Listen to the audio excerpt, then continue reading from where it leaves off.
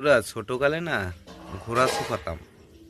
একটা ঘোড়া ছোপালে একটা কলসি দিত আর 10টা টাকা দিত। তখনকার ওই কথা বলছি। এবার আমি যে ঘোড়াটা ছোপাতাম মানে ঘোড়ায় দৌড় করে তো 7টা 8টা ঘোড়া হতো, কিন্তু আমি যেটা ঘোড়া ই করতো জম করে ঘোড়াটা তার 4 দিন আগে যেদিনকে আমাদের ডেট ছিল সেদিনকে ঘোড়াটায় বাচ্চা দিল। এইবারে কি করবো, বিপদে পড়ে গেছি।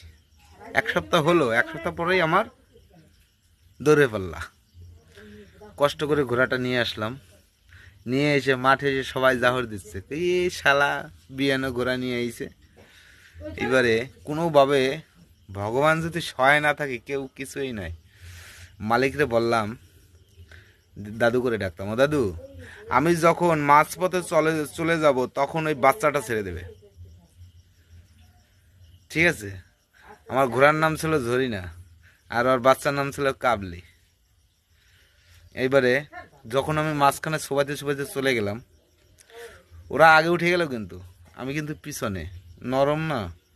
এইবারে ওই ঘোড়াটা দিল ছেড়ে। এবার ওই ঘোড়ায় চিন্তা করছে কি, ওই বাচ্চাটাই চিন্তা করছে আমার মা সামনে চলে গেছে। তখন ওই বাচ্চাটাও সামনে সবার উপরে। প্রেসটা পেয়ে গেলাম, টাকাটাও 50 টাকা পেয়ে নিলাম। আমাকে দিত 2 টাকা না 3 টাকা তখন দিত। এটা গল্প না, সাপোজ আমার আমার কাহিনী এটা, যেটা করেছি সচ্চাই বলছি, মিথ্যা তো ঝুট বলবো না। কিন্তু তখনকার সেই দিনগুলো কোথায় গেছে একটু বলো দিনি। আর আসবে না ভাই, এই আজকের দিনটা চলে গেল তো, আজকের যে দিনটা ওই দিনটা আর খুঁজে পাবো না রে ভাই।